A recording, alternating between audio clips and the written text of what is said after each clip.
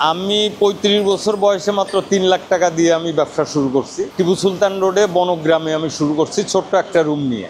এখন আমার প্রতিষ্ঠানে ৭-৮ কোটি টাকার অ্যাসেট আছে। কাছেও এখন ব্যাংকেও অনেক মোটামুটি টাকা থাকে, যেটা দিয়ে আমি ভালোভাবে চলতে পারতেছি।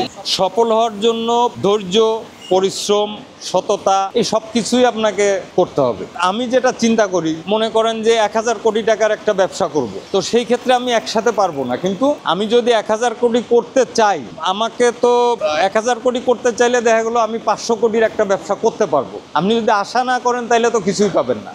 কারখানাটা হলো, আমরা বেসিক্যালি মোল্ড তৈরি করি, যে মোল্ডটা দিয়ে প্লাস্টিকের বিভিন্ন প্রোডাক্ট হয়। পাশাপাশি আমরা এখানে প্লাস্টিক প্রোডাক্ট তৈরি করি। বাবা ১০০ টাকা দিছিল বাদামের ব্যবসা করার জন্য। বাদাম ভেজা বিক্রি করে না, ওটা মা ভেজা দিত, আমি বিক্রি করতাম। তখন থেকে মোটামুটি আমি ব্যবসা শুরু করছি, অনেক ছোটবেলা থেকে। আমরা অনেক গরিব ছিলাম। তারপরে এসএসসি পাস করলাম। এসএসসি পাস করার পরে কলেজে ১ বছর গেছি। সেখান থেকে আমার যেটা চিন্তা হয়েছে যে আমার ফ্যামিলি আগে দেখতে হবে। আমি ছিলাম বড় ছেলে। আমি বেঙ্গল প্লাস্টিকে চাকরি করছি ৫ বছর। তারপরে আমি আরএফএল এ চাকরি করছি, বড় বড় কোম্পানিতে চাকরি করছি। আর আমি মেশিন শপের উপরে যেহেতু ডিপ্লোমা করছি, আমার কাজগুলো জানা ছিল। মোল্ড তৈরি করছি আমি প্রথম থেকেই, একই সেকশনে ছিলাম। ছোটবেলার থেকে যেহেতু আমি ব্যবসা করছি, আমি বুঝছি যে টাকা ইনকাম করতে হবে। তো সেখান থেকে ওই ধারণার উপর থেকে আমি ছোট করে এই ব্যবসা শুরু করছি। ছোটবেলায় তখন তো আমার বয়স ৯ বছর। ৯ বছর থেকেই ব্যবসা শুরু করছি। তখনও ভালো ব্যবসা করছি, মানুষকে যেটা বলতাম ওটাই করতাম। মেশিন কিনছি একটা, দেখা গেছে ৬ মাস সময় নিয়ে মেশিন কিনছি, ৫-৬ কিস্তিতে আমি টাকাটা শোধ করছি। এমনি করে করে আমি মোটামুটি, কিন্তু পরিশ্রম করতে হয়েছে অনেক।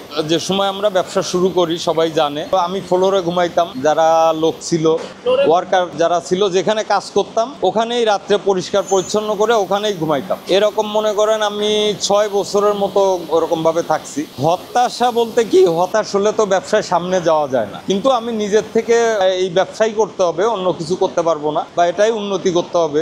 আমি খুব আশাবাদী লোক আর কি।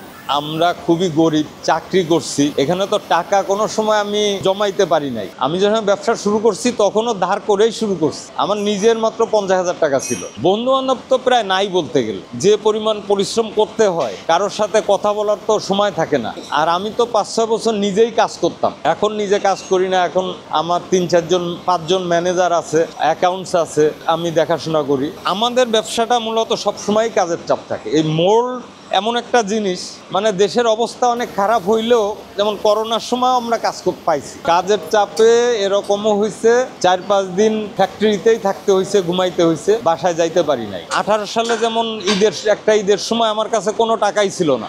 আমি আর একটা ব্যবসায়ীর বাসায় যে আমি শুয়ে আছি, কোনো টাকা নাই। তারপরে একজনকে ফোন দিলাম যে ভাই আমার টাকা লাগবে ২ লাখ, আমাকে দিতে পারবেন নাকি, একেবারে ঈদের আগের দিন। উনি রাজি হয়ে গেল। পরে আমি ওই টাকাটা নিয়ে ঈদের আগের দিন সবার বেতন বোনাস দিতে পারছি। ঈদের সময় এরকম ৪-৫ ঈদেই হয়েছে যে টাকা নাই, কিন্তু অনেক ধার দেনা করে বা শেষ পর্যন্ত হয়তো একটা বিল পেয়ে গেছি ঈদের আগের দিন। কোনো টাকা নিতে পারি নাই, যে যাওয়ার খরচও নাই। আমার কর্মচারীদের আমি মোটামুটি বেতন বোনাস আমি দিয়ে দিতে পারছি। কোনো খারাপ অভিজ্ঞতা এই ব্যবসার ভিতরে আমার নাই। একটা অভিজ্ঞতা আছে, যেটা হলো আমি একটা কোম্পানিতে গেছিলাম। ওই কোম্পানিতে কাজ করার সময় আঙ্গুলে যে কেটে পড়ে গেছে, এই আঙ্গুল কাটাটা, এটা তো আমি জীবনে কখনো ভুলবো না। এটা আমার মনে সবসময় দাগ কেটে থাকবে। যেহেতু আমার প্রত্যেক বছর অনেক টাকার দরকার, সাপোর্ট ছাড়া তো আমি এইটা করতে পারবো না। বেঙ্গল কমার্শিয়াল ব্যাংক থেকে আমি লোন নিছি। ওনারা আমার সাথে ভালো সম্পর্ক, মোটামুটি ওনাদের সাধ্যমতো আমার যে ক্ষমতা আছে সেটা বিবেচনায় আমাকে অনেক সাহায্য করে। আমার প্রথম থেকেই তো আমি ব্যবসা করে আসছি, ছোটবেলা থেকে আমি জানতাম ব্যবসা করেই বড় হইতে হবে।